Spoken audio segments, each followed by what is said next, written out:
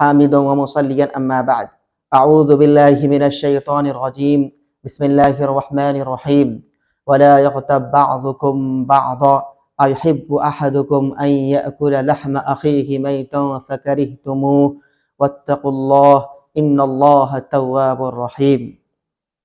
اے مسلمانوں، اے مومنوں، تم میں سے کوئی شخص کسی کی غیبت نہ کرے۔ کیا تم میں سے کسی شخص کو یہ بات پسند ہے کہ وہ اپنے مرے ہوئے بھائی کا گوشت کھائے؟ یقیناً تم اسے ناپسند کرو گے۔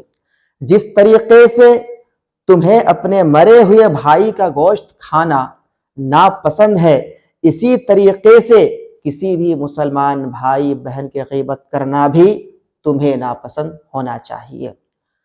کسی بھی مسلمان بھائی بہن کی غیبت کرنا یہ ایسے ہی ہے جیسے اپنے مرے ہوئے بھائی کا گوشت کھانا ہے۔ اپنے مرے ہوئے بھائی کا گوشت کھانا اور کسی بھی مسلمان بھائی بہن کی غیبت کرنا، یہ دونوں چیز ایک ہی ہے۔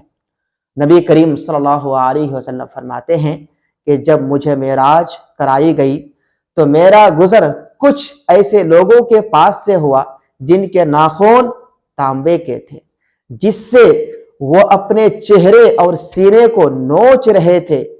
میں نے پوچھا جبرائیل یہ کون لوگ ہیں؟ تو کہا یہ وہ لوگ ہیں جو دنیا میں لوگوں کا گوشت کھایا کرتے تھے، یعنی ان کی غیبت کیا کرتے تھے، ان کی عزت سے کھیلا کرتے تھے۔